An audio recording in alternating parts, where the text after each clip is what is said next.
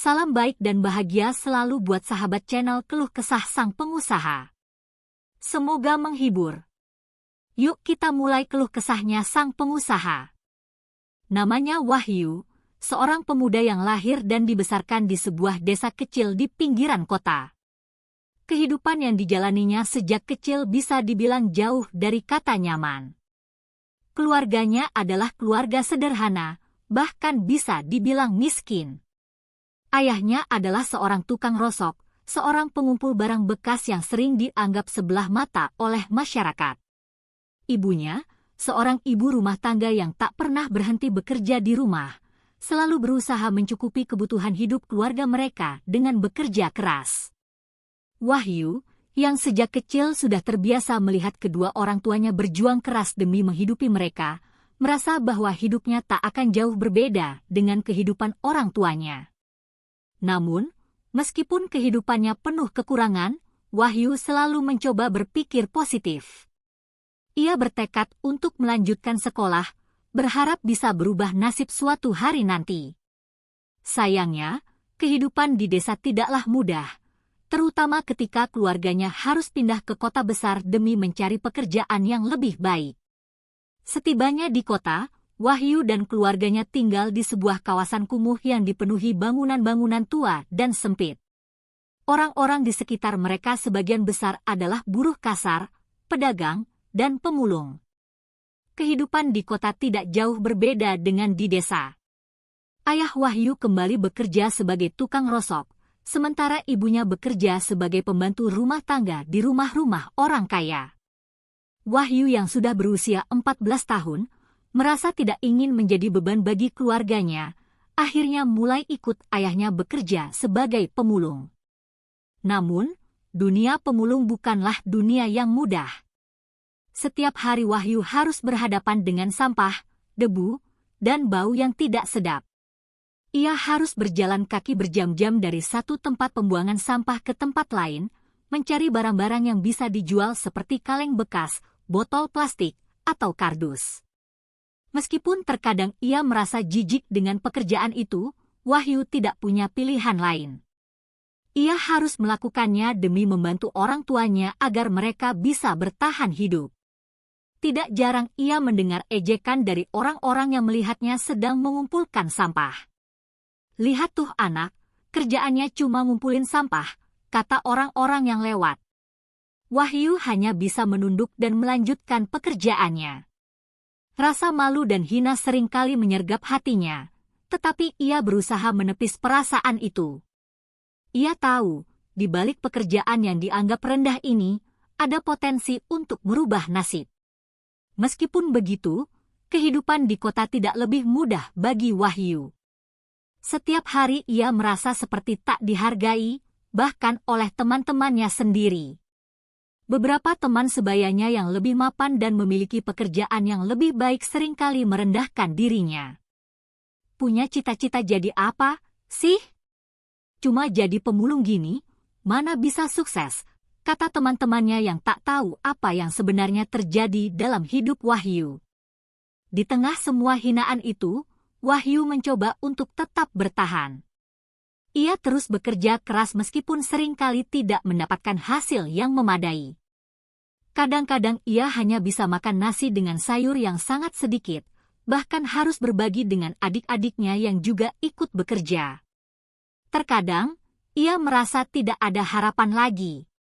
Namun, suatu hal yang tak pernah ia duga akan mengubah hidupnya. Pada suatu hari yang biasa saja, ketika Wahyu sedang mencari barang bekas di tumpukan sampah, ia melihat seorang pria tua yang sedang sibuk mengumpulkan logam bekas. Pria itu tampaknya lebih berpengalaman dan tahu bagaimana cara mengolah barang bekas dengan lebih efisien. "Anak muda, kamu tahu enggak kalau sampah ini bisa lebih berharga kalau kamu bisa memisahkan dan mendaur ulangnya?" tanya pria tua itu. Wahyu, yang mendengar ucapan tersebut, merasa penasaran. Ia mendekat dan bertanya lebih lanjut. "Memang bisa?" tanyanya. Pria tua itu menjelaskan bagaimana cara memisahkan barang bekas dengan lebih baik, sehingga bisa dijual dengan harga yang lebih tinggi. Jangan cuma ngumpulin sampah. Kamu harus tahu cara mengolahnya supaya bisa dapat hasil yang lebih banyak, lanjut pria itu. Wahyu mendengarkan dengan seksama dan merasa seperti mendapatkan pencerahan. Mulai hari itu, Wahyu mulai memikirkan cara-cara baru untuk mengumpulkan dan mengolah sampah. Ia tidak hanya mengumpulkan barang-barang bekas begitu saja, tetapi mulai memisahkannya dengan lebih cermat dan teratur. Setiap kali ia menemukan logam, plastik, atau bahan lainnya, ia akan memisahkannya dan menjualnya ke pengepul dengan harga yang lebih tinggi. Tentu saja, meskipun masih banyak orang yang meremehkan dirinya, Wahyu merasa bahwa ini adalah langkah awal yang bisa mengubah hidupnya. Namun, perubahan ini tidak terjadi dengan mudah. Wahyu harus bekerja lebih keras lagi, mengumpulkan lebih banyak barang bekas, dan memisahkannya dengan teliti. Ia harus mempelajari pasar daur ulang, mencari tahu siapa saja yang mau membeli barang bekas dengan harga lebih tinggi.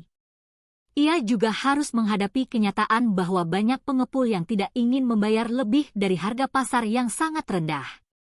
Tapi ia tetap sabar dan tekun, karena ia tahu bahwa ia harus mencari cara lain untuk berhasil. Wahyu bahkan mulai mengumpulkan sampah dari rumah-rumah mewah di sekitar lingkungan tempat ia tinggal. Ia meminta izin kepada pemilik rumah untuk mengambil barang-barang bekas yang tidak terpakai, seperti kardus, botol plastik, atau bahkan barang elektronik yang sudah rusak. Dari situ, ia mulai mendapatkan lebih banyak barang bekas yang bisa dijual. Setiap malam, ia menghabiskan waktu untuk memilah barang-barang itu, memisahkannya dengan lebih cermat agar bisa dijual dengan harga yang lebih tinggi. Terkadang, Wahyu merasa putus asa. Ada kalanya ia tidak mendapatkan hasil yang sebanding dengan usaha yang ia lakukan. Namun, ia terus berjuang, berharap suatu hari nanti usahanya akan membuahkan hasil. Tidak pernah terlintas di pikirannya bahwa ia akan bisa menjadi pengusaha besar. Ia hanya ingin hidup lebih baik dan membantu keluarganya keluar dari kemiskinan. Namun, takdir berkata lain. Suatu hari, ketika Wahyu sedang memilah barang-barang bekas di depan rumahnya, seorang pengusaha besar yang tertarik dengan usaha daur ulang datang menghampirinya. Pengusaha itu melihat potensi besar dalam usaha Wahyu dan menawarkan untuk bekerja sama. Saya bisa membantu kamu mengembangkan usaha daur ulang ini. Kita bisa membuatnya menjadi bisnis yang lebih besar, kata pengusaha tersebut. Wahyu merasa terkejut, tetapi di dalam hatinya, ia merasa ada harapan baru. Wahyu tidak pernah membayangkan bahwa seseorang dari dunia yang jauh lebih tinggi darinya akan tertarik untuk bekerja sama. Pengusaha itu, yang bernama Pak Arif, adalah seorang pengusaha sukses di bidang daur ulang dan sudah memiliki beberapa pabrik besar. Setelah melihat potensi yang ada dalam usaha Wahyu, Pak Arif menawarkan untuk berinvestasi dan mengembangkan bisnis daur ulangnya. Wahyu merasa kebingungannya mulai teratasi, tetapi ia juga merasa ragu. Apa saya layak untuk mendapatkan kesempatan ini, pikirnya. Pak Arif meyakinkan Wahyu dengan berkata, ini bukan tentang latar belakang atau siapa dirimu sekarang. Ini tentang potensi yang ada dalam dirimu. Aku melihat bahwa kamu bekerja keras dan punya semangat untuk berkembang. Dengan sedikit bimbingan, aku yakin usaha ini bisa berkembang pesat. Kata-kata itu seakan membuka mata Wahyu.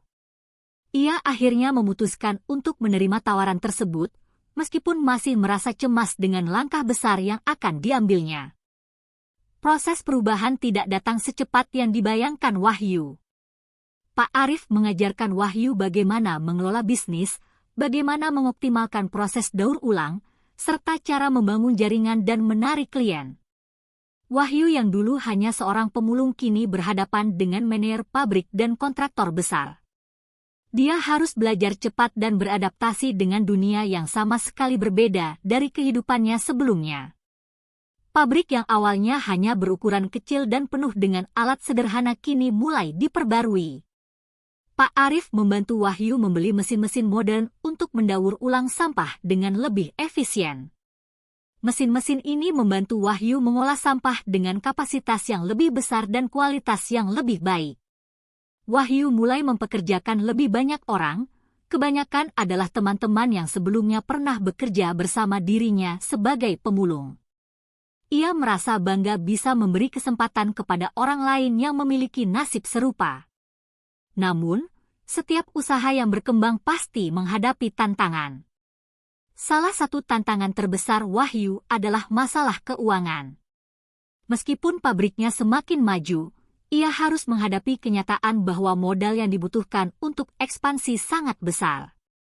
Untuk pertama kalinya, Wahyu merasakan betapa sulitnya mengelola aliran kas dan mengatur utang bisnis.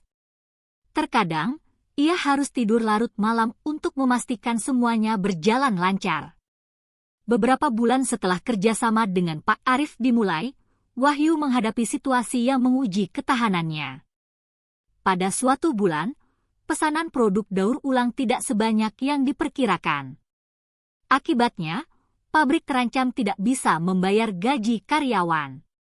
Di tengah-tengah krisis ini, Wahyu merasa terpojok. Karyawan mulai mengeluh, dan beberapa klien besar mulai meragukan kemampuan pabriknya untuk memenuhi permintaan. Pada saat-saat itulah, Pak Arif memberikan nasihat yang membuat Wahyu semakin sadar akan pentingnya kegigihan. Dalam bisnis, kegagalan adalah bagian dari perjalanan. Yang menentukan bukan berapa kali kita jatuh, tetapi berapa kali kita bangkit dan terus maju, kata Pak Arif dengan tegas. Wahyu yang sudah hampir putus asa mulai mencari solusi. Ia mencoba menegosiasikan kontrak dengan klien besar dan menjelaskan kondisi sementara yang dihadapi pabriknya. Wahyu juga mulai memperkenalkan produk-produk baru yang dapat didaur ulang, seperti bahan bangunan dari sampah plastik dan logam. Ia bahkan ikut langsung turun tangan dalam mendesain produk baru tersebut. Berkat kerja kerasnya, secara perlahan-lahan pesanan mulai datang lagi. Wahyu belajar untuk lebih mengelola waktunya, memprioritaskan pemasaran produk, dan terus berusaha meningkatkan kualitas. Beberapa perusahaan besar yang sebelumnya ragu mulai menghubunginya untuk membeli bahan daur ulang mereka. Kesulitan demi kesulitan akhirnya terlewati, dan pada akhirnya, usaha Wahyu mulai menunjukkan hasil yang menggembirakan. Namun, kesuksesan yang diraihnya tidak membuat Wahyu melupakan dari mana ia berasal. Ia menyadari bahwa di balik kesuksesannya, masih ada banyak orang yang membutuhkan bantuan dan kesempatan. Wahyu memutuskan untuk memberikan kesempatan kepada lebih banyak orang yang sebelumnya hidup dalam kesulitan serupa. Ia membuka pelatihan keterampilan untuk para pemulung dan masyarakat miskin di sekitar pabriknya, mengajarkan mereka cara-cara efektif untuk mendaur ulang sampah dan membuka peluang usaha baru. Setelah bertahun-tahun bekerja keras, pabrik Wahyu kini menjadi salah satu perusahaan daur ulang terbesar di kota. Ia tidak hanya menghasilkan keuntungan besar, tetapi juga menciptakan lapangan pekerjaan bagi banyak orang yang sebelumnya tidak memiliki harapan. Perusahaannya tidak hanya menghasilkan produk daur ulang, tetapi juga menghasilkan perubahan besar dalam cara masyarakat melihat pekerjaan yang dahulu dianggap rendah. Pada suatu sore, Wahyu berdiri di depan pabriknya yang megah, mengenang perjalanan panjang yang telah ia tempuh. Dari seorang pemulung yang dihina, kini ia telah berhasil mendirikan sebuah kerajaan bisnis yang tak hanya memberinya kemakmuran, tetapi juga memberikan dampak positif bagi masyarakat. Wahyu tersenyum, merasa bangga atas pencapaiannya. Tetapi lebih dari itu, ia merasa bahagia karena akhirnya ia bisa menunjukkan kepada dunia bahwa tidak ada pekerjaan yang hina jika dilakukan dengan hati yang tulus dan kerja keras. Di hadapan karyawan dan rekan-rekannya, Wahyu berbicara dengan penuh rasa syukur. Kita mungkin dulu dianggap tidak berarti, tetapi lihatlah kita sekarang. Ini adalah hasil dari kerja keras dan kegigihan. Tidak ada yang mustahil selama kita terus berusaha dan tidak menyerah. Kalimat itu disambut dengan tepuk tangan yang hangat dari para karyawan dan orang-orang yang pernah membantu Wahyu dalam perjalanannya. Perjalanan Wahyu dari pemulung menjadi pengusaha bukanlah perjalanan yang mudah, tetapi ia berhasil membuktikan bahwa dengan tekad, kesabaran, dan kerja keras, impian besar bisa tercapai. Dari pemulung ke pengusaha, Jalan Penuh Duri bukan hanya sebuah kisah tentang kesuksesan finansial, tetapi juga tentang bagaimana ketekunan dan semangat untuk berubah bisa mengubah hidup seseorang dan memberi inspirasi bagi banyak orang.